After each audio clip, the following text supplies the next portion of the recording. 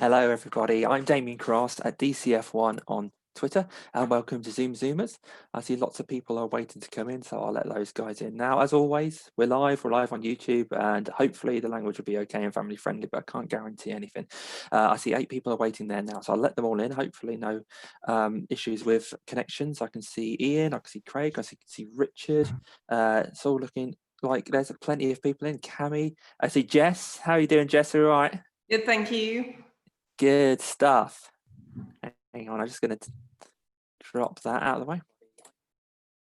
I can see Ian, I can see Craig. Craig, you got your pint on the go already?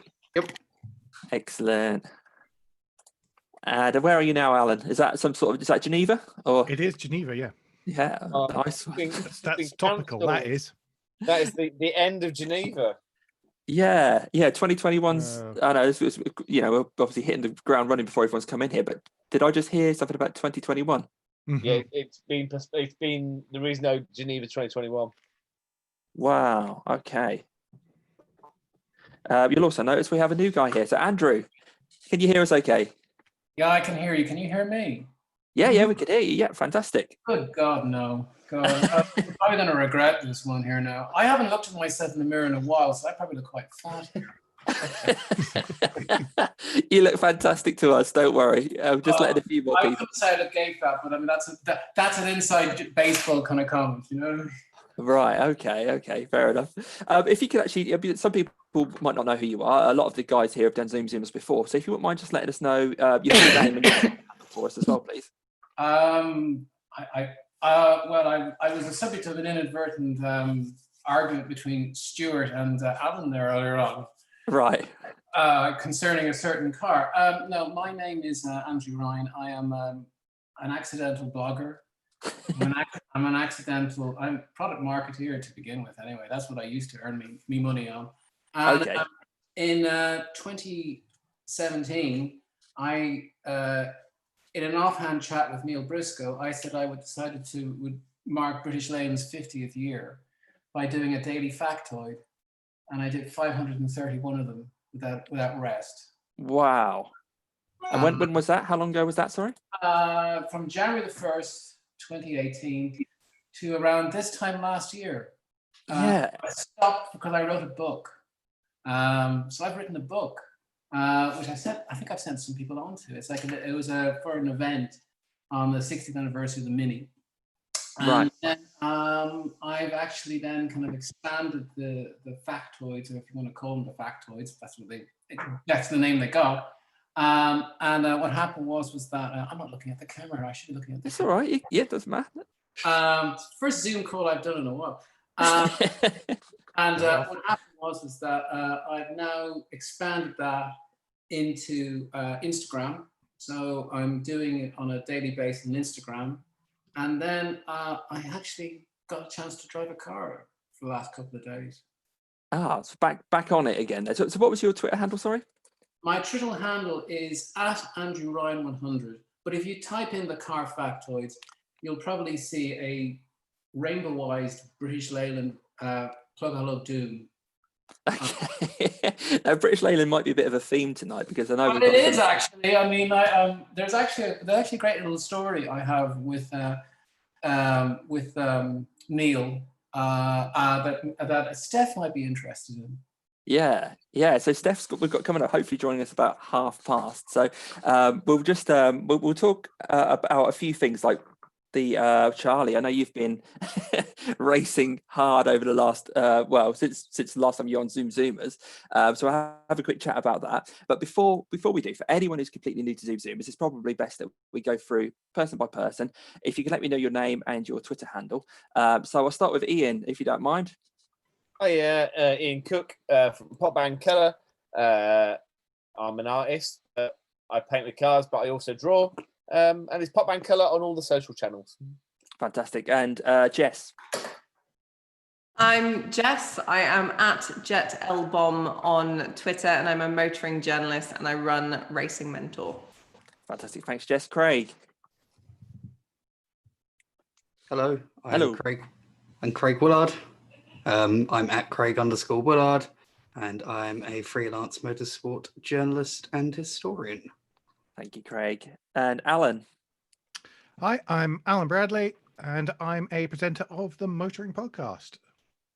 Lovely, thank you. Richard. Hello, I'm Rich Gooding. I'm a freelance motoring writer and graphic designer, and my Twitter handle is @richgooding.com. Fantastic. Cammie. Hi, I'm Cammie Sturch, Twitter handle Cammie Racing, and I'm an esports sim racer for Fordzilla. Brilliant. LA. Hi, I'm LA, and you can find me at @1_LA, and I'm the imposter, the gate crasher. But I do a bit of this and that for Inside F2, which is a Formula 2 platform. We're not going to let you get away with that forever. You're definitely not an imposter. Lewis. Evening all. My name's Lewis Kingston, freelance motoring journalist, and you can find me on Twitter @TheseOldCars. Brilliant. How's the beard coming on? Oh, God. Stubbly. Ben. Hi, I'm Ben Hodges. My Twitter handle is Ben SV Hodges, I think, and I am deputy editor of Carby. I honestly can't remember right now. Sorry, it's been a long week already. Yes. And Naomi. I'm Naomi Panter @Naomi Panter on Twitter. I'm a racing PR predominantly and co-founder of a company called Navigate. Brilliant. Now, Charlie, if you let us know your name and your Twitter handle, then we'll have a bit of a chat about what you've been up to. I'm Charlie Martin. I'm @GoCharlieM. I'm a racing driver and an LGBT activist, and I'm quite tired. Well, we'll talk now in case in 15 minutes' time you're on the floor or something like that. So just, I don't want to give any spoilers away, but just let us know what you've been up to during the last couple of weeks. So I've been in Germany for 2 weeks at Nürburgring. So I was over there testing and racing, and did my first ever endurance race on the Nordschleife on Saturday, and it was the most mental thing I've ever done in a car. How everyone doesn't just crash in a big fireball, I don't know, but somehow it all kind of works. And yeah, it was amazing. Really, really crazy. Had you driven there in the past as track days or test sessions or anything like that? Was it a proper baptism of fire?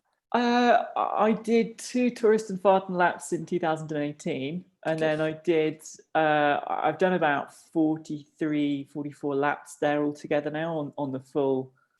Some on the full, some on just on the Nordschleife. But yeah, it's 9.5 minutes a lap in the dry, in clear running ish. So it's it takes time to build up the laps. But yeah, it's been just jump in at the deep end, really. Standard procedure.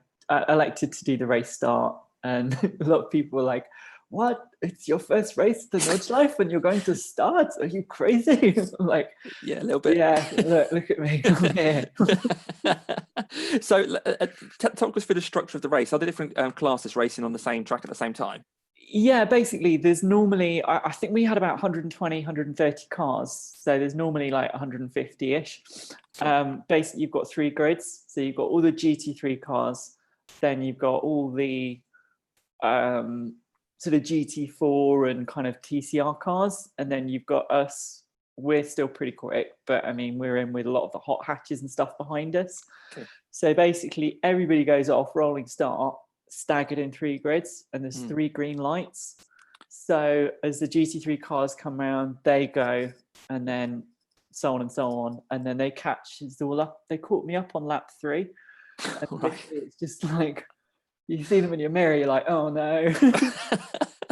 So you're driving a very high spec BMW 2 Series, which is nothing like a road car anyway. So you're, like you say, you're going around there well under 10 minutes a lap anyway, aren't you? So yeah, I mean, the M2 is pretty quick. I mean, it's 330 brake. It's quite, it's quite a tank. It's got big wide tires, but I mean, Ginetta GT5 was probably quite good training in a way, because you have to really hustle it. There's not really much downforce. It's pretty much entirely mechanical grip. So on a course like the Nordschleife, where you've got so many bumps, the whole thing moves around a hell of a lot. And especially coming from cars with downforce, it's quite hard to get used to that initially, because you do just think that you're going to just bounce off the track or something. So it's a case of just really refining your line the whole time, and just getting that to a point that you're doing everything the right way. But yeah, when you're driving in the race, it's just, it's just crazy because you know, I mean, my whole stint, I was defending against 2 cars in my class, because I'm in a class where everyone's in an identical car. It's like, you know, single class racing within a bigger pack. So I was defending against these 2 guys the whole, like, over an hour, and then at the same time I'm trying to let GT3 and GT4 cars and 911s past, but not let these guys past, and also overtake other cars. And like every corner, you're just like, you're in your mirrors. You just, it's just mad. It's like trying to do 4 things at once whilst also trying to drive like absolutely on the limit. But Okay, so, and you mentioned your stint length there as an hour, because this is a race where it's a long race and there's driver changes. So how many other people did you share the car with? 2 drivers, so it's a 4-hour race. So we just did 3 driver changes.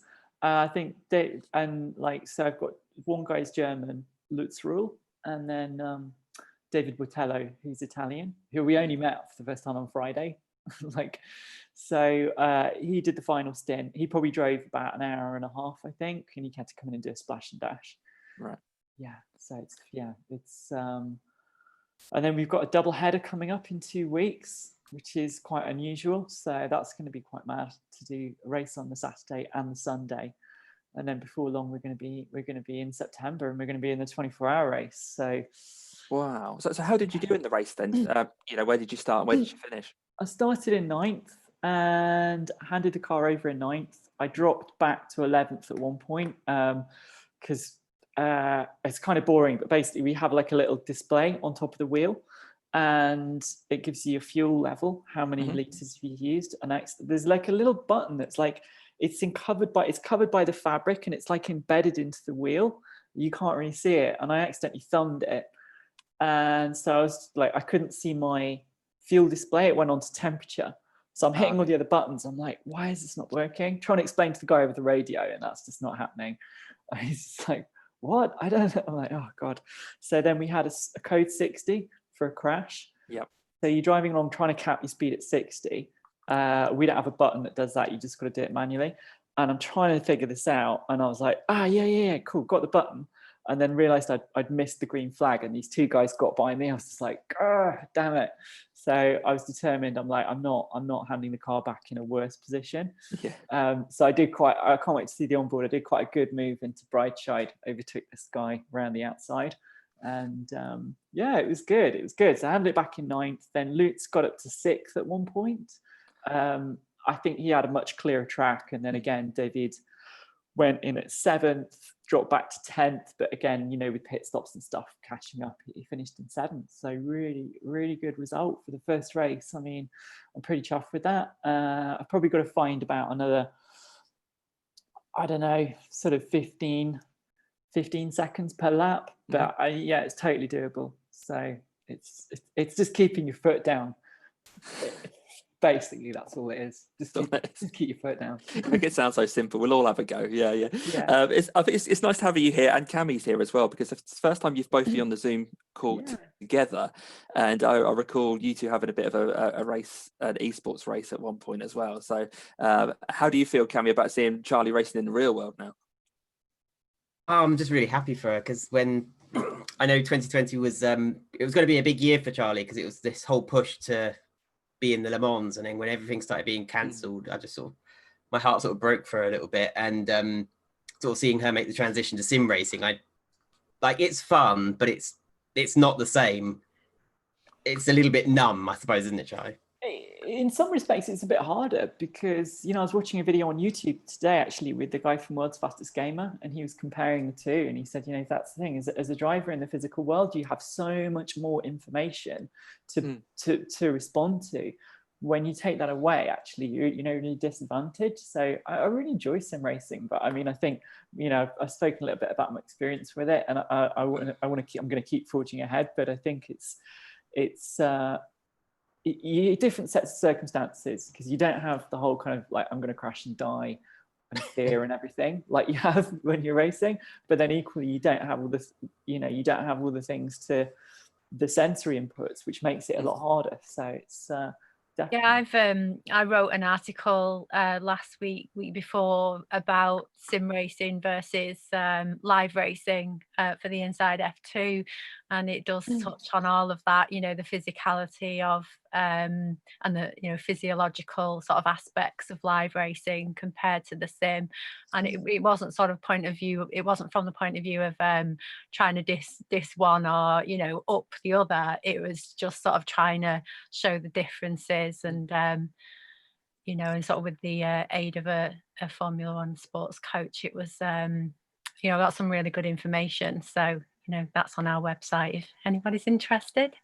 We'll take a look. Let's take a look. And before we move away from motorsport for the time being, Jess, I know Toby's not about to do because he's at work at the moment. Are you guys still been doing your podcasts about you know, sponsorship and that kind of thing?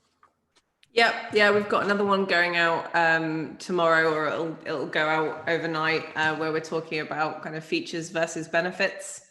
So it's been really fun just to kind of have these conversations, and it's been nice to reach like a whole new audience of people who, you know, not everyone wants to read a lengthy article, so I think the podcasts work nicely. Yeah, it seems to be going really well. And again, just before we move off motorsport, Ian, I joined you during the week for one of your continuous car drawings when you're doing one of the racing cars, and you said that you gave me this massive number. What you're up to now? I can't remember what it was, but it started with a 5. 492 is that one. 492. That's it. 492. But no, it's gone really well. I had some really interesting people on. I spoke to the head of, so basically he is the guy who does Cars the movie. So like he's the one who the creative behind the team of it. Just dropped him a message on Instagram saying, do you want to can we do you want to be part of it? And he was like, yeah.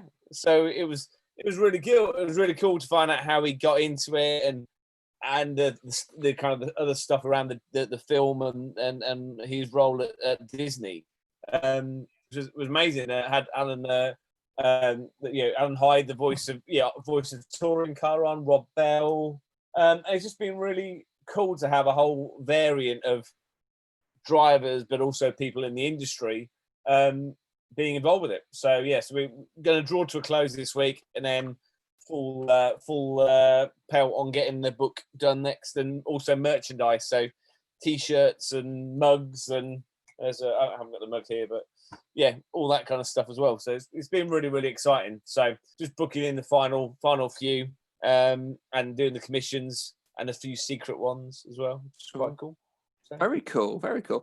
So to take us then back to road cars, I know last week we went through Naomi's suggestion of concept cars that never made it into production, and most of us had a chance at that, but I know a couple of you didn't. I know Naomi, you weren't able to take part in that one, and Andrew's obviously new.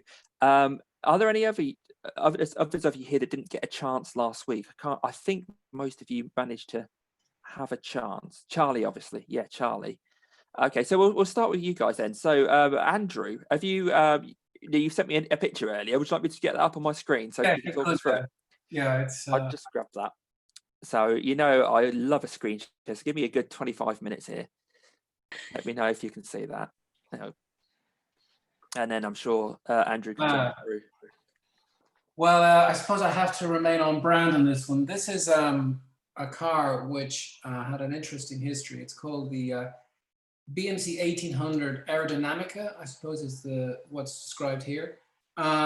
Essentially, this was Pininfarina's take on what the famous Land Crab, the 1800, which was rather an ungainly looking car, might look like in the future. And as you can see, even though it wasn't produced, and there was actually a smaller version produced as well later on 1100, it had a huge influence on car design, as you can see. That's a particularly interesting graphic because it shows the cars, the kind of the I suppose antecedents, I suppose whatever word you want to use, of the different cars that kind of came from it. You've got the Citroen GS, the Alfa Sud 1971, Beta, CX, and of course the Rover SD1. The interesting thing about the the smaller version of that was that when Citroen launched the GS, Pininfarina, I think, brought along their BMC 1100, the smaller version, as a comparison, because it was basically the same, very similar car. So BMC, obviously, they didn't build it. BLMC definitely wouldn't want to build it. I mean, they ended up with cars like the Allegro. So I think it's more a case of, while it wasn't produced, its influence had a huge impact on car design in the 70s. Fantastic. Yeah, it's great to see this lined up, because this is, you know, this spawning lots of different, I'm reluctant to use the word similar cars, but it obviously spawned a lot of other cars. This idea that cars all ended up looking the same came up recently, and there's a lot of defense for the fact that that happens in every era of car design. And so it's great to see that, you know, that very graphical representation of that. And of course, you know, the badge engineering days that have gone past, when cars were basically all the same, just with a different badge stuck on them. That's really, really interesting. So the BMC Aerodynamica was designed by Pininfarina, but as a car itself was never intended for production, or just never made it? I think Pininfarina wanted BMC to do it because they had a link, of course, because they designed the 1100, the Morris 1100 in '62. And he did have a hand on the 1800 as well. As you know, Matteo, I'm sure you're all familiar with Matteo, who used to be on Twitter, but he's on Roadster Life on YouTube. He's a very good video, actually, on this particular car. And I'd recommend anyone to go and look at that, because he actually does a very good synopsis of how that design had influences later on. So yeah. Fantastic. So yeah, Matteo, Roadster Life. We'll have a look for his YouTube channel. I don't suppose you know off the top of your head if it's called Roadster Life. It is called Roadster Life. Yeah. And if you type in Roadster Life, or if you type in Roadster Life or Alfa Romeo, there's plenty there. I mean, and his videos are just getting better every week. It's a great thing. Great. Now, Charlie, I know you're on the spot here and you're tired and everything, but I don't suppose over the weeks you've had a thought about what kind of concept car you've seen in the past that you really wish made it to the roads? Yeah, I have. I've just literally thought of one on my feet. How do I share this image with you? You can either let me know what it is, or if you've got it on your phone, you could hold your phone up or something like that. Oh, yeah. Okay. A way of doing it. So I don't know if you guys remember the Jaguar CX-75. Oh yeah. Oh yeah. I remember just thinking that was a really cool car, and also, you know, the time when Jaguar was having a bit of a resurgence and starting to make cars that I think, you know, appeal to a younger generation of buyers and everything. And it was in what was the Bond film it was in? Spectre. Yeah. I don't know. I just remember seeing it, and I thought, and then I was really gutted that they didn't make it. I just thought that could have been a really good car for them. But what do I know? Yeah, I think, you know, they made enough for the film, and that was it. And that kind of adds a bit of kudos to it as well. That it's just a bit of a film star, same as the Aston in that film as well. And Naomi. Now, finally, we come to find out what sparked all this concept car. That's it's the worst kind of crescendo ever to this. I've done last. So I'm going to go first. I really wanted to pick the brains of the people on the group, actually, because I think they're the people who know a lot more about the car than I can find out. So I will preface this by saying I understand how boring this is, and I don't care. And I will also say I was an architect in a former life, so this sort of fits quite well. But this is a car that I found in a customer calendar that my friend's dad had when I was starting secondary school, and I fell in love with it because it felt like the ultimate car that I would like and realistically achievable if it ever actually happened. And it's the 2001 Saab 9X concept. Yeah, very cool. And there's a few nods, so that's good. Thank Christ for that. I've got a so the reason I love it, I think it was supposed to be kind of cheekily based on a transformer, or the idea of a transformer, and it had these 4 body models. I can't list them off the top of my head, but it was basically like a hot hatch, a pickup, and a roadster, and something else. And is this incredibly cool looking hatchback, which I don't know if Saab have actually really done in modern times, if ever. And there were loads of variants, and I think different variants of concept cars over the years. There was a biohybrid, and I think there was one called the Air, and there were various ones that did very cool things. But this one, in its simplicity, I absolutely adored. And for me, it just felt like the ultimate achievable hot hatch that did something a little bit different.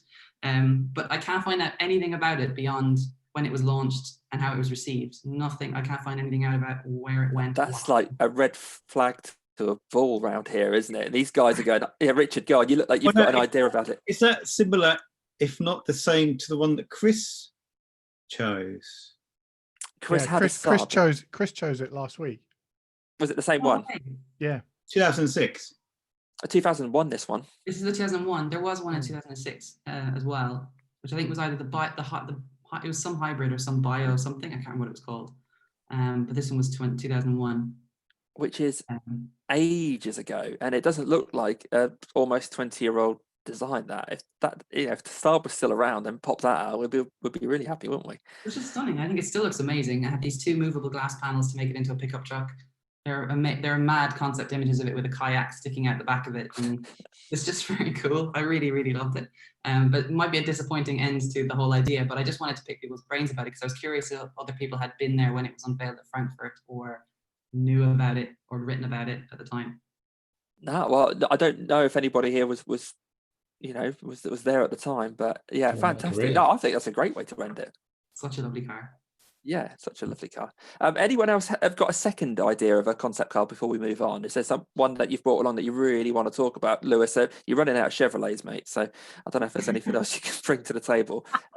Anyone else got an idea of another concept? I have prepped one. What's that, Richard? Sorry. I have prepped one. You have? Yeah, you might as well bring it up. This was 1970. It was at the Turin Motor Show. It was designed by Giugiaro. It was based on a Porsche 9146, which people who know me all know my fascination with 914s. It predated the Stratos and the Countach. It was powered by a 2.4 litre flat six, 10-inch wide rear wheels, and had 2. Actually, you can see on that picture. 2 sets of gull wing doors, one for the engine compartment and one for the passenger compartment. And the rear end looks very similar to the whole car actually. The DeLorean face Texas picture, DeLorean DMC-12, which of course. I'm not looking at the car. I'm not looking at the car. It's weird that I didn't even notice her there. I was like studying the back end of the car. It says something about me, I think. Picture. And apparently some guy bought it and it was the victim of a terrorist bomb protest against his Labour policies. Oh, wow. And, I believe Giugiaro bought it back. There were plans to ever restore it, but I'm not sure if it ever was. And it sat in the museum in its charred state, apparently. Wow. So I'm not sure where it is now or, Yeah, so what year was that? Did you say what year it was? 1970s, so 50 years ago. That's bizarre, isn't it? I know, the models they use for cars are different now. That's one thing that has changed in 50 years. But wow, what a striking design from those days. Anyone else got any concept cars that they're really itching to get out before we move on? Or I'm not sure I'm itching, but when I you've got about 20 last week. I had a big pile, didn't I? Yeah, go on then. What did we miss? I keep going onto these American cars. I don't know what's wrong with me, but I think I chose the Cadillac last week in the end. I can't quite remember. But apparently they've been doing V16 since the 30s. So then when they had one called a Cadillac 16 in 2003, and it says that they actually bolted 2 V8 engines together, which then made the V16. And they didn't make it though, but I thought it would probably go like the clappers. I thought it'd probably sound quite sweet as well with those 2 engines strapped together. So I like my big engines. So that was like a fairly modern one. What was the year on that one? 2003. Okay. Yeah. Again, it seems newer than 2003. It does. It looks quite impressive, doesn't it? So there you go. Yeah. Well, so I thought that probably would sound quite cool. So yeah. Lovely, thanks, guys. Well, before we invite the guest along, let's have a quick chat about the tournament that we've been running over the last few weeks. That's now come to its conclusion, and I know that there's a couple of people here that will be very, very happy about the result. But the final turned out to be between 3 competitors because we just couldn't separate 2. So one of the in the first half of the draw, Ferrari got through fairly comfortably, really, and then in the other half of the draw, Porsche and McLaren both got through. So we had a final of 3 manufacturers, and this was running during the week. We gave it a couple of days as a poll. So if you guys who are watching along haven't seen this poll, just search for the hashtag #CumTwit. CUMTWIT, and you'll see all the tweets about it that we've done over the weeks. Straight faces just about everywhere there.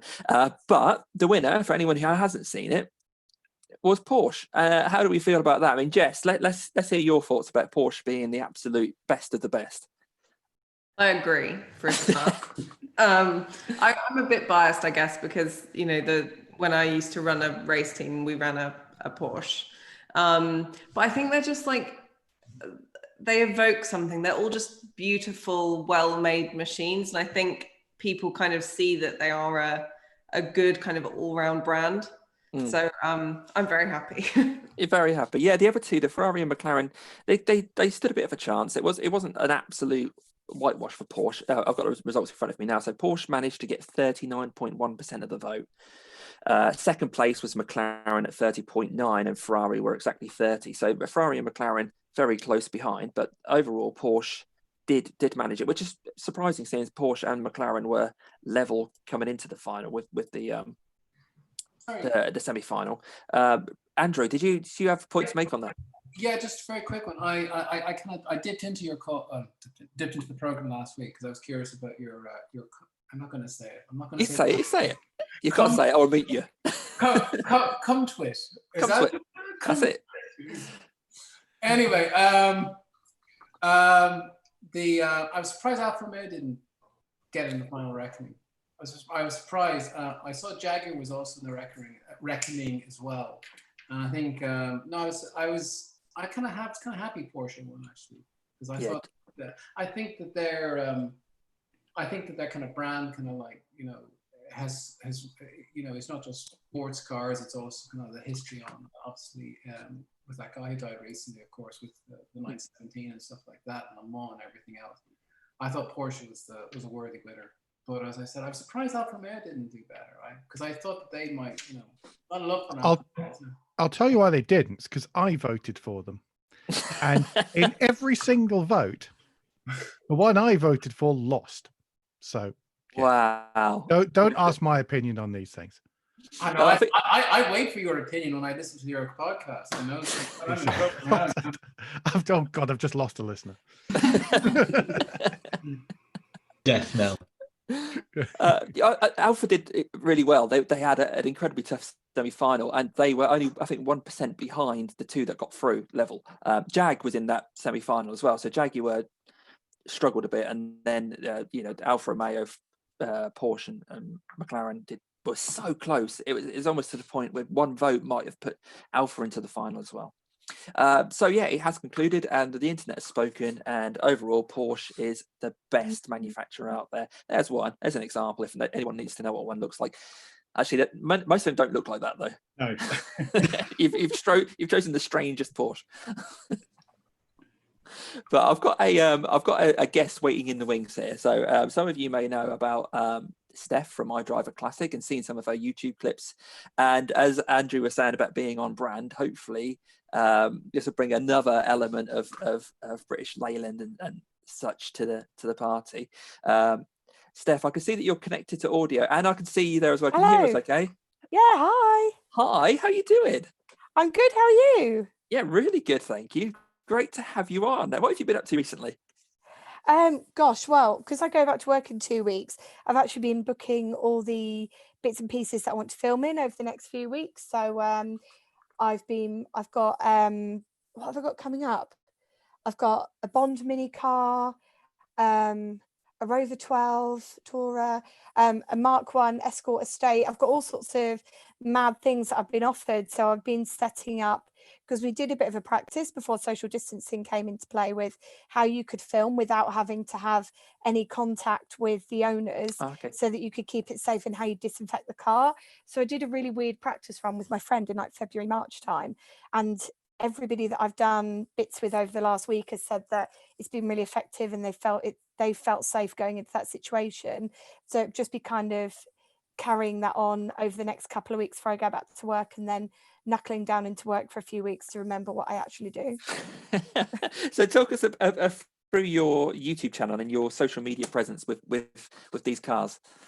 Yeah, so I really liked what Ian was doing with videos, and I noticed there weren't any women doing it, and I felt a little bit like, oh, I know this is really bad, so sorry to all the ladies on here, but you get that complex, don't you? You think because you get so many, not on here, but you get so many men out there in the internet wild where they're like, oh, you can't do it because you're a woman.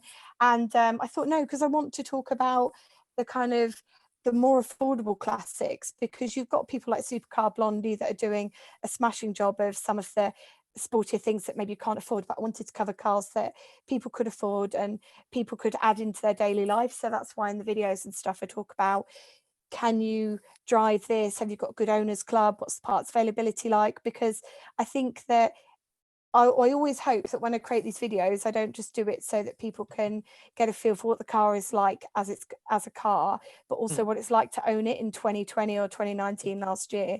And for some cars, they look fantastic on paper, but then when you get out there and you actually drive them and you find out they don't have the parts, it can be really off-putting. Yeah, of course. Yeah, and yeah, exactly that. Some of the parts that was readily available 20 years ago when a lot of these brands still existed.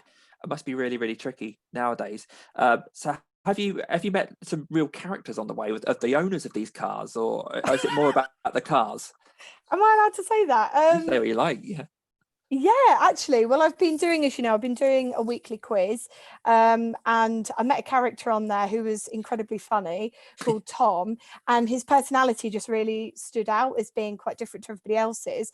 And I actually met him this week for a socially distanced catch up in a park in Manchester. So that's been quite nice. And then in terms of owners, I booked reviews with a few people very early on who've now become friends because we just clicked so well, and it's also led on to other things. So a car review then led on to doing film work in Manchester for the what's his name? Steve McQueen's upcoming film that's coming out later this year. Wow. We all got drafted in because they said that they just wanted some bangers. I'm not sure whether to be offended or what.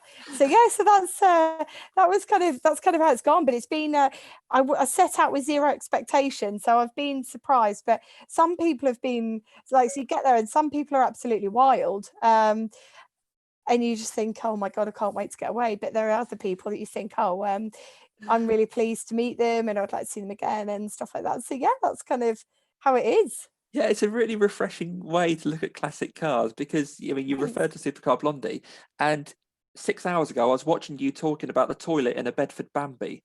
And it's quite a different thing, isn't it? So if people want to find this content, it's at iDriver Classic basically everywhere. Is that how? Yeah, that's correct. Yeah, I've tried to keep it simple.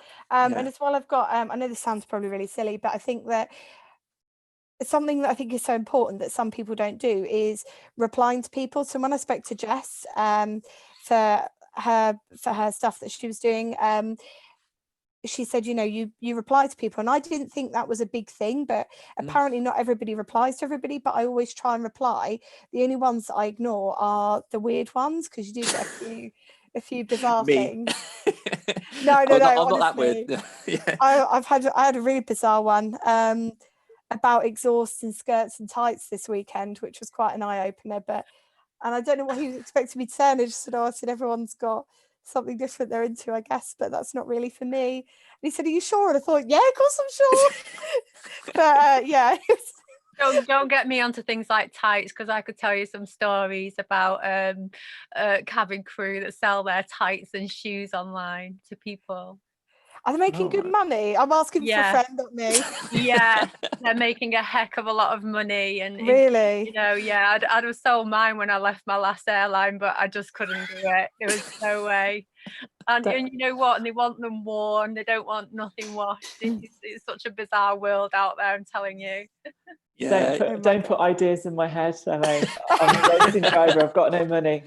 Race I'm worn. serious, and you make even more money if you've got a pair of tights or a pair of shoes and you take a picture with them on, even your foot. You take a photograph, and then that photograph goes with your little advert of you selling your shoes, then you'll make even more money. Yeah. What do you think the best selling platform is? Just in case a friend's interested. So it's YouTube, not YouTube. So it's eBay or no? Oh, YouTube. Well, I never sold any of mine, so I can ask a couple of friends that I know that have, and then get back to you. Well, this is taking a different turn. So, Sorry. LA, I knew you'd have. We'll do a Zoomers after dark one day or something like that. Just basically just have it on LA. I think would be the plan there. I need a stronger drink. Before Jess has to dash off, because I know that you're a very busy lady. Well, you come across as a very busy lady, and there's a blog to say that maybe it's not all as busy as it looks. But you do have to get off in about 15 minutes time, don't you? So you're responsible this week for the quickfire round, the red-green round. So hopefully most of us, if not all of us, have got something red and green to hand that we can quickly reply with. Charlie will probably end up bringing a tree in the house or something. Oh, you have got a red and a green thing. Okay, well done. Okay, cool. I've got a tree. Cammie's got a tree. Cammie's got a tree. Tells you a lot about my life right now. Andrew, have you managed? Have you got anything close to hand which is red and? Oh, brilliant, excellent. Well, I'll hand it over to you then, Jess, and I'll get my red and green stuff together. So I thought because LA did some like super fun ones last time, I would go a bit more serious, but mostly because I'm not as funny as LA. Muscle cars should only ever be powered by big, noisy petrol engines. Say that again. I missed that. Sorry, you broke up. You're muscle cars. Muscle cars should only ever be powered by big, noisy petrol engines. Interesting. So no one here likes the concept of like a hybrid or an electric muscle car. I'm curious what muscle car Naomi wants. Mute. Mute, Naomi, come on. Sorry. Like noise, that's why she doesn't like V8. Yeah. So what was your alternative? No, I was going to say someone has to lobby for the EV side of things. I like, for what it's worth, I'm with Naomi. I think a muscle car is about more than just the engine. Anyway, the cost of high-end motorsport is a problem.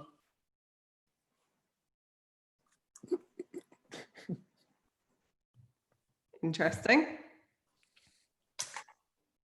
Ooh, Whiskey. No, sorry, I meant green.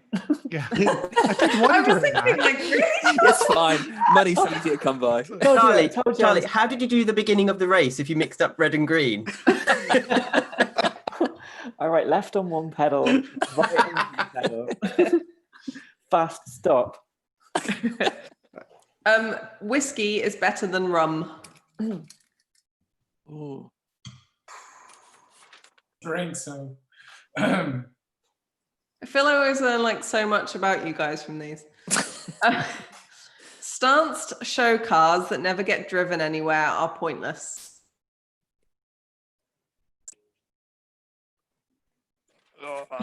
Whereas it's like I got told off by Tom Forder for this one once, for saying that.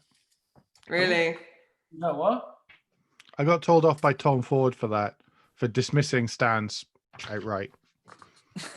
I should be more understanding and ask people. He's probably right. But... Land Rover makes better 4x4s than Jeep. Ooh. Just me then. I have more green. LA. Better in what way, Jess? That's up to you. It's open for interpretation. I don't have an answer. Ooh. Ooh. Oh, Steph, you're struggling here. Come on, Depends- Steph. How old is the Land Rover and is it reliability? Because if it's reliability... I wasn't expecting to get technical. Let's go with what, like, your era of Land Rover versus Jeep.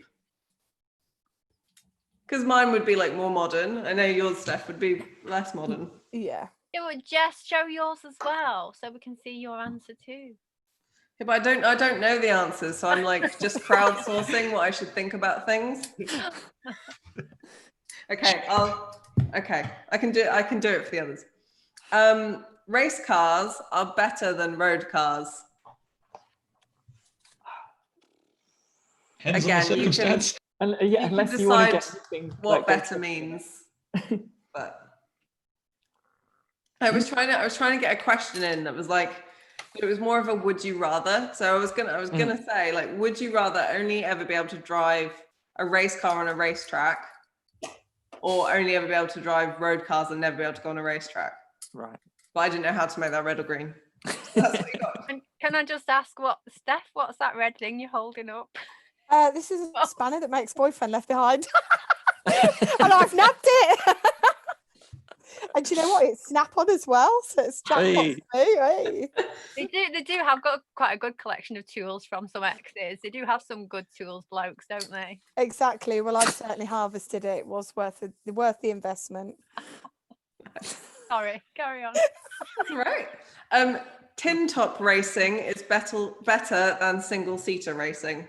Oh. Give it that. Just. I enjoy tin top racing more. Like, actually enjoy the racing part of it, but there's definitely something to single seater racing that can be fantastic in its own right. Yeah. I was when I was writing these questions, I was quite torn on that one. Then I just thought, Porsche. Electric motorsport is the future. It's part of the future. Yeah. So you're going that way. That's a hard one. That's a whole other video call discussion, isn't it? Podcasts are more enjoyable than audiobooks. A quick answer from Alan. Sorry, I forgot Alan's here. I cave.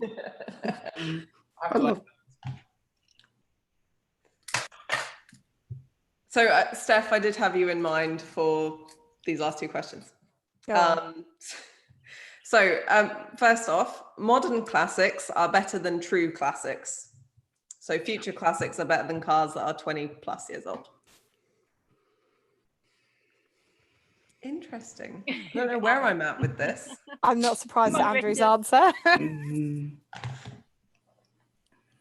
Okay, and finally, the Morris Marina is better than the Mini Metro. Sorry, Steph. It's fine, don't you worry. It's tough competition for the Marina, though. I'll tell you why the Marina is better, because number one, if you do a long journey down south, you can get all the petrol you need in the tank.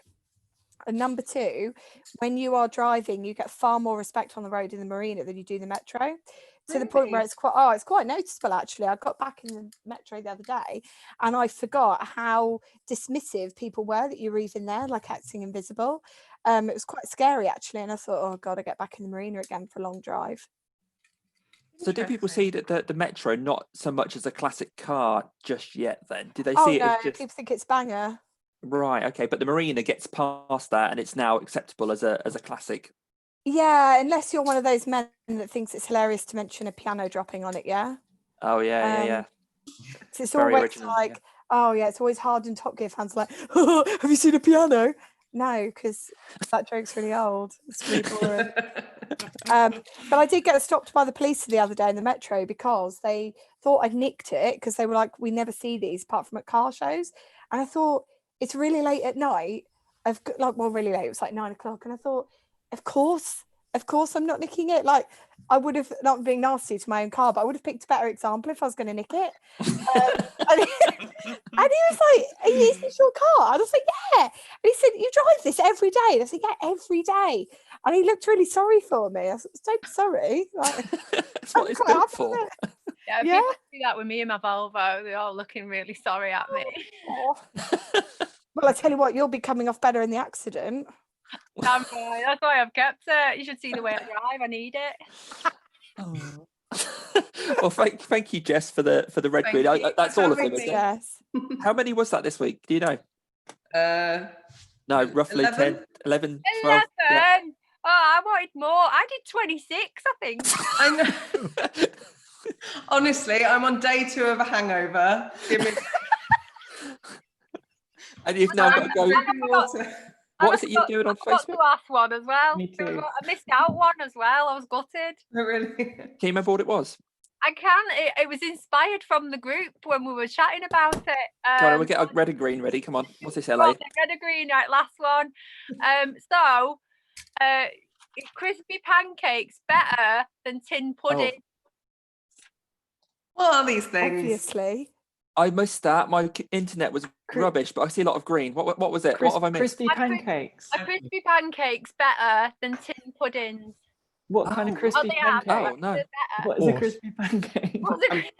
I'm guessing you mean things like semolina and tapioca. No, it's in pudding. It's it's like a say a steak and kidney pie in a tin, and you put it in boiling water. They're awful, Cammie. Just don't listen to Oh, them. right. They're not. I think like just what we got no. for school, like school pudding. The first one sounds vegetarian, so Yeah. They had horse meat in. Thanks, Jess. Thanks ever so much for that. And enjoy your Facebook. And because is it live? What are you doing? it is. But it's an ask me anything like chats. I'll respond to questions in comments, all to do with like being a freelancer and stuff. Oh, okay, So, cool. Okay, Thankfully, I so don't have to be on camera. I can take all this makeup off and just go get back in bed and Are you be on my posting the phone. link? Are you posting the link? It's a private Facebook group. It's what's it called? Newbie binders helping out experienced or something like that. It's for like newbie journalists. It's mostly based in America, but it's to promote a webinar I'm doing about freelancing later this week. Cool. So Well, good luck with that, Jess. Thanks ever so much. Good luck. And yeah, take care. We'll see you next time. Bye. Bye. So while Jess is gone, I do have the return of another familiar favourite. So we have the Trackday own scrap wheel. So apart from Andrew and Steph, who are obviously new, has everyone here had a chance at the Trackday own scrap wheel, but when it is in its original form, where you Trackday own or scrap? Cammie, you're looking blank, so I'm guessing you're I a don't no. think I have. Okay. Charlie, can you remember doing a Trackday own scrap? Yes, yeah, I've done You've done one. Okay. Well, I'll just get it up in front of me. So again, I'll do a quick screen Is this share. basically like Snog, Marry, Avoid, but Exactly cars? that. Yeah. It's exactly as simple as that. I'd love to claim it's my idea, but no, it is just Snog, Marry, Avoid with cars. So it's, well, as it sounds, what we'll do, we'll spin 3 cars. So Cammie, we'll start off with you, since I've got you on my screen at the moment. I don't know if you can see a wheel in front of you now. Yeah. Yeah, cool. I'll spin it. You'll see there's lots of different cars on there. I'll spin it 3 times. So they'll bring up, when they spin, the images become bigger. Don't worry about that. And then at the end of that, you'll then have 3 that you have to decide to Trackday 1, scrap 1, and avoid 1. So I'll give it a spin now. So hopefully you'll see it spinning. It might be a bit jerky because I know there's a slight delay. So the first car that's popped up is a Pagani Zonda. Ooh. So that's your first one in your list. I'll take that one out of the equation. So you'll either Trackday own or scrap that one. The next one on your list, Cammie,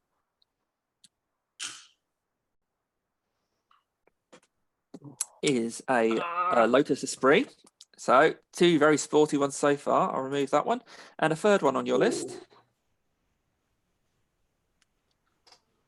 We're going to run out of good cars at this rate. Yeah.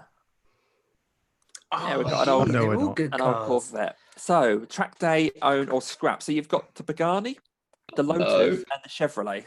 What are you going to do? There isn't an easy one. Okay, I suppose I'd have to scrap the Lotus because it'd probably just break down at some point anyway. Trackday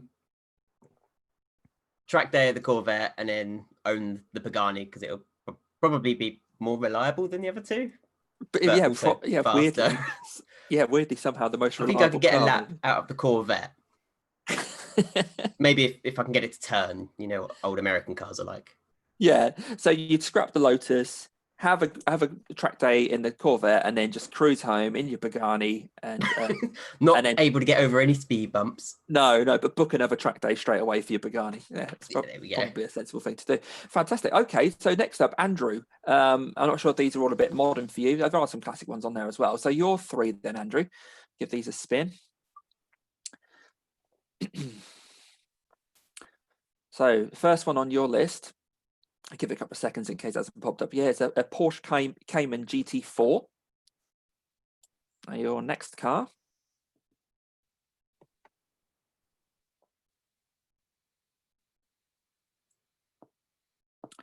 Next car is a Lister Storm.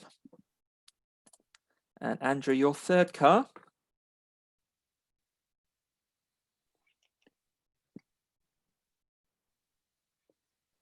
Is a new Bentley Continental. I'm tempted to get 2 of them scrapped, to be honest. God, that Bentley's hideous looking, isn't it? So it was Porsche is to own. Okay, best your everyday car, Porsche. Yep. Easily. I suppose the other 2.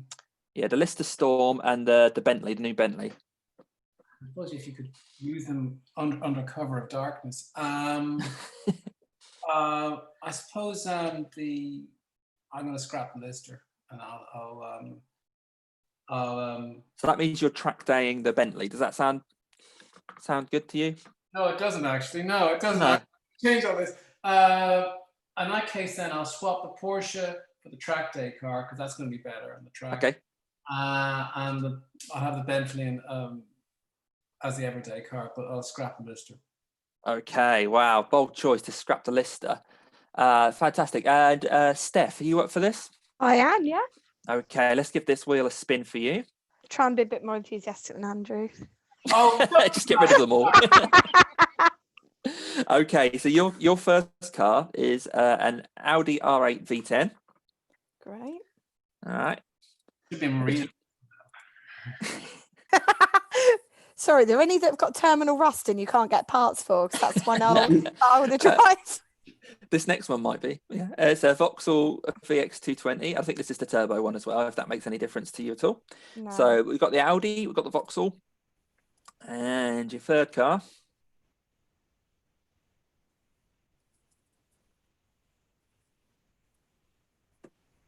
Is a Porsche 911. I think that might be a really good one. I can't remember what one that was. The GT2, maybe?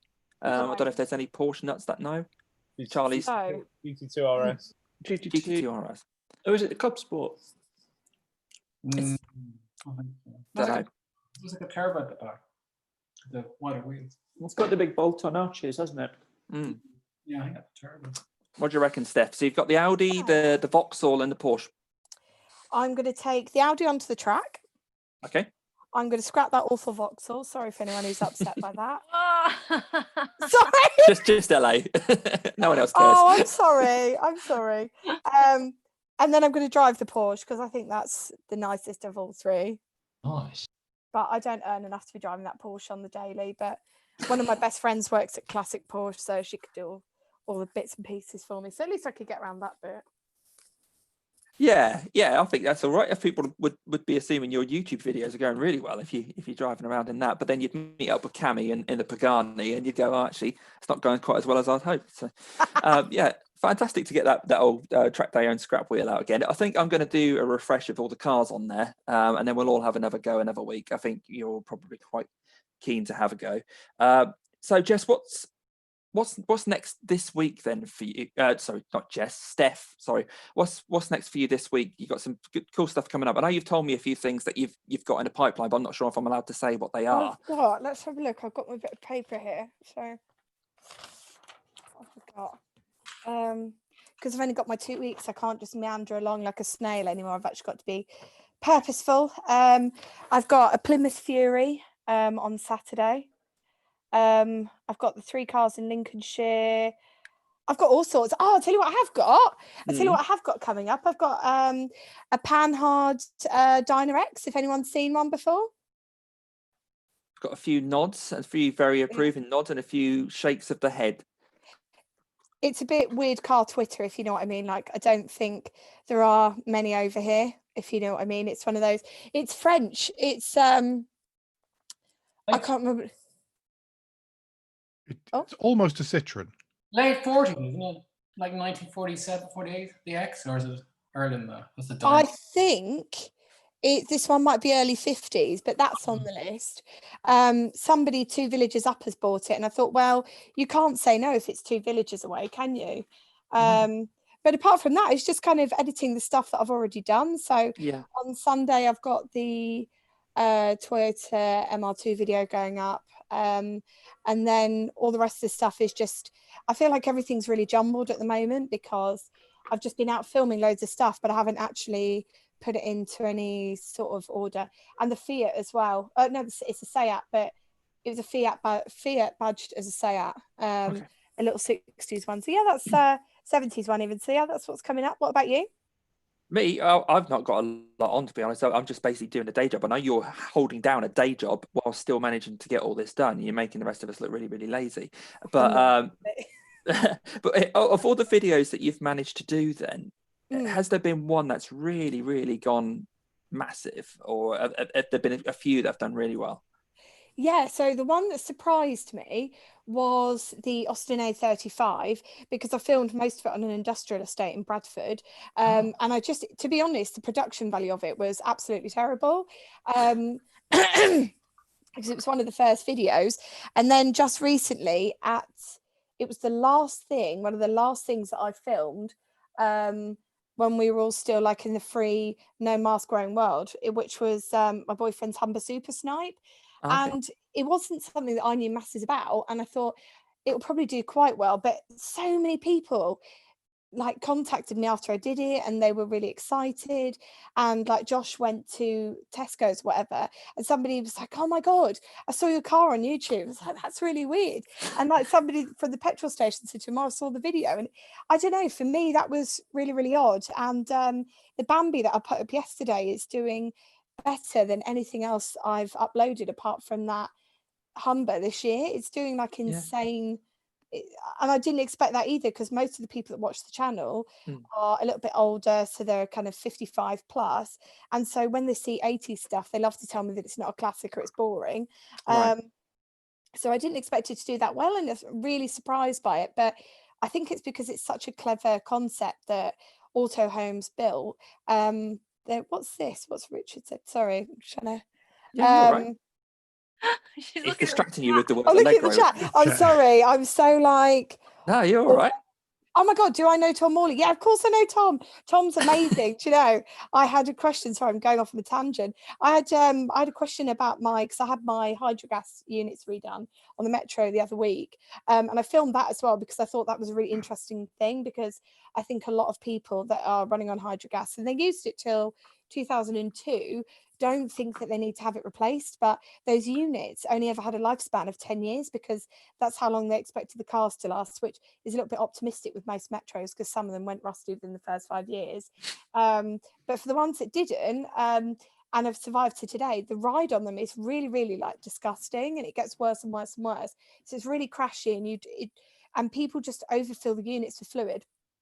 And I really wasn't sure what to do, actually, and I spoke to Tom because I had my units done and they didn't feel right, and I measured them all up and stuff because you have to measure them, and the fluid can move after you've had it done, and it's really difficult to get right. And Tom was actually a godsend the other week, because I rang him and said, I don't know what to do. And I said, am I right? Am I wrong? Like, because I know that for anybody who hasn't seen his cars, they are like better than when they rolled out the factory. They're insanely nice. He has a really late is it a GTA Metro? God, I'm really nerdy. Is it a G Reg? It's a G Reg. It would be a I think it's a GTA Metro, and it's a five door. Yeah, but you were talking about hydrogas there. The great little story about when the Princess was renamed in September '75. So they did a promotional film, and they decided for a European flavour to film it in Netherlands. So there's one car going to Schiphol Airport, and the suspension has actually collapsed in the car in the promotional film. They still use the film then? They still do. Oh, come on now, you know what I mean? Like, funny. So the car is actually like that.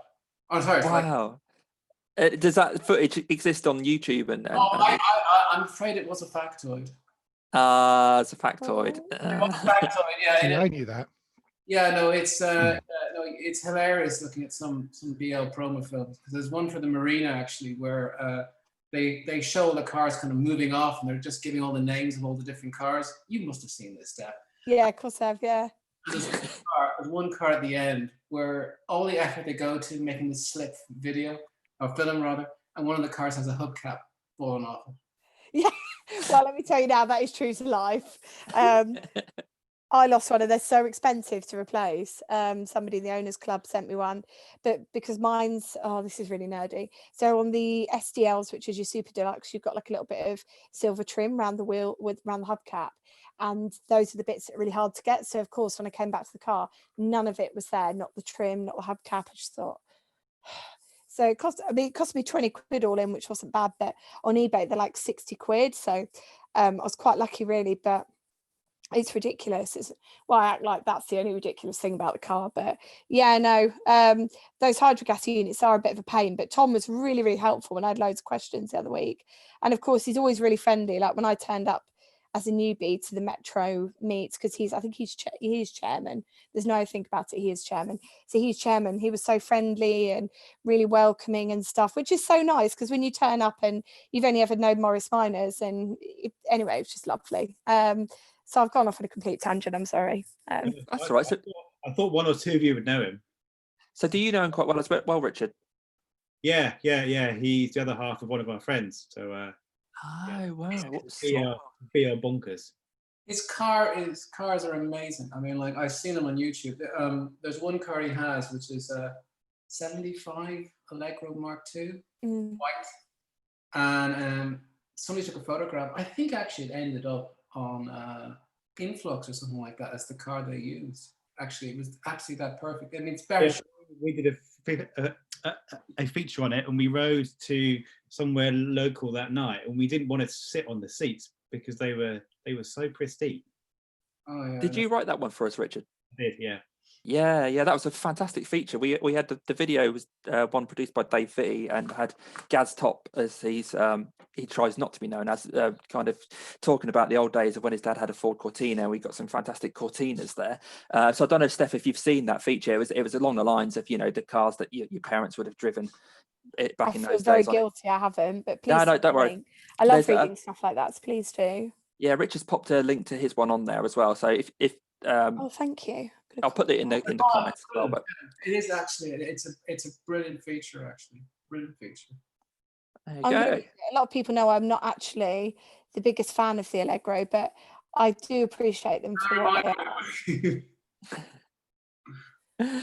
Talking of unusual cars that do quite well on YouTube, have you featured a Proton yet? Because when Chris Pollitt had his temporarily, he had this massive success because there's a massive contingent in Malaysia that just lap up the old Protons. Really? So if you haven't found your way to find an old 1.5 litre MPI, I think they were known as. Well, it's funny. Sorry, carry on. No. I was going to say I can't remember what the stats were on it, but it rocketed when he was getting a couple of thousand views on a video, and then it hit something like 150,000 just because he didn't put any budget behind or anything. It was just a massive audience there for the old Protons. These were 90s. So if you've got one of those lined up, that hopefully will bomb as well. Ian had the same with that. There's such a massive following in Malaysia that all of a sudden he was getting crazy hits when he had the Aerodeck for a little while. Well, I've got two on the channel. They're owned by the same guy down in where is he based? He's in the Fens. He's got two, but because he works in the police and stuff, I'm not really going to say what his name is and stuff because I'm not sure if he wants to appear on the videos. But I know the two Protons that he's got, at least one of them, there's only one example left in the UK. And weirdly, we went to college in the same little small market town. So my best friend was in one of his classes. So we already knew of each other, and I saw him posting on car groups, and I messaged him and said, "Oh my God, we haven't spoken in years. Do you want to do a review?" And he was really game for it. So we've got that booked in, but it's just trying to fit everything in because I think all the weekends now are booked until August with stuff. So, right. And then Well, there's like a really, as you know, Damien, there's a really big video coming up. yeah. Celebrity car, so which is really exciting, and it's BMC as well. So excited for that one. It's not what you'd expect it to be, but it's going to be fantastic. I love the fact that we know and they don't, so that's really cool. But no, the protons, hopefully you'll see a similar success. Like I said, the traffic's probably going to be coming from over Malaysia, because they just love to see it. Chris, I think, just posted a picture of it, taking it back to the Proton's UK headquarters or something like that, and a little silly message that said, "Oh, they're shut." And it just went absolutely viral. So it's fantastic. Hopefully you'll get the same sort of response from that. But so does that mean you don't really need any more cars coming in now, because 2020 is full, or are you still going to keep going through the winter? I would make time to do, if there was a car that I wanted to do, I've taken days off work and stuff to film things that I want to do. I've still got space in August, well, I film right through 365 days of the year, but I'm going to give myself a couple of weeks off in maybe September, October time, because I think in winter it's a lot harder to get people on side. Whereas right now it's really easy for me to book stuff, and because I work in Manchester, there's a lot of people based around there. So if I say to people, look, I'll meet you halfway, and if you can meet me after work, because I finish at 4:30, I can get a video done after work as well. So I can fill that dead time. And I know that probably sounds really weird, but it's that time that I can just fill with a car review and stuff. That's how I get quite a lot of them done. I get stuff done round other things. Cool, fantastic. Thanks ever so much for that, Steph. We'll all check out your channel and see how well these upcoming videos do. And I'm sure there's a bit of an intrigue there about this upcoming celebrity BMC car. But before we kind of finish up and hand over to Craig for his final word of the day, I'm aware that obviously we've been chatting a lot about British Leyland and that kind of thing, and I haven't really had a chance to bring Lewis and Ben and Richard in to talk about what they've been up to, and Alan with the podcast. So Ben, what's your week been looking like over the last week, and what have you got coming up? Everything's embargoed, unfortunately. No, well, you can give us some hints. You could say it's BMC. No, it's just there is a mini involved, but it's just mainly UK stuff, as in stuff you've already seen. A few months back during lockdown. So now it's in the UK. But there's some interesting news coming out this week as well. So I just found out that Geneva was cancelled for next year. Yep. Which means I'll never go, because I was supposed to go this year. So, oh, really? Sorry to hear that. Destiny that you're not getting there for a while then, but you're not getting there. So, that's a huge save. And Lewis, what have you been up to? I've had the Corvette up on the ramps for a few days because I'm on to Snetton on Wednesday for Trackday, open Trackday and some testing. So see if it holds together. What day are you going there? Sorry. Wednesday. Oh, really? It's a shame because I'm not too far away from that. I could have popped down and said hi, but I'm not going to be able to make it. That's a bit of a shame. So, have you taken it on a track before, or is this your first? It's only done 500 miles in the past year. It hasn't done much at all. So this will be the first time out on track. We'll see what it does and which areas need improvement, because that's the kind of idea, is to set a benchmark, see what holds together, and then go from there. And is it road league? Are you driving it there and having the track day, or are you? Yeah. So you got to look after your tyres. Yeah. I'll finish it tomorrow. Also, Richard, what have you been doing? You've been testing more Renaults? Pardon? Been testing more Renaults, or? No. Had a week off last week. This week, did you? I'm in a Toyota Pro A City van. Whoa, a new one? A new one, yes. Choice. It's yet another flavour of partner and Billingo, isn't it? Yes, it is. And this one is dark blue. Quite where I'm going to drive it, I have no idea, because we're still being quite careful. Yeah. So it's not kitted out like a day van or anything that you could take, like. No. It's just got some wooden panels in the back for cargo, and that's it. Oh, okay, fair enough. Okay, and Craig, then, so before we have your final fact of the day, we cannot ignore that everyone's been telling me it's race week this week. Yep. Which I think race week to some sort of single-seater championship. Well, that leads me on conveniently onto my factoid of the week. This weekend marks the start of the Formula One season, obviously, in Austria. It's the first time that the Grand Prix season is going to kick off in Austria. and it's only the 10th time that it's going to have started in Europe, which is something that surprised me when I looked that up. The most recent time this happened was in 1966. So between 1967 and 2019, every championship season kicked off somewhere other than Europe. Argentina, Brazil, Australia, places like that, quite popular. So that race at Monaco in 1966 was won by Jackie Stewart, but it also marked the debut of the McLaren team. And McLaren in that period ran in very unconventional McLaren colours in white and green, which you do not associate with them at all. There was also a car entered in the race purely to film footage for the film Grand Prix, driven by 1961 world champion Phil Hill. Wow. So 1966, let's get my head around this, was the last time that it started in Europe.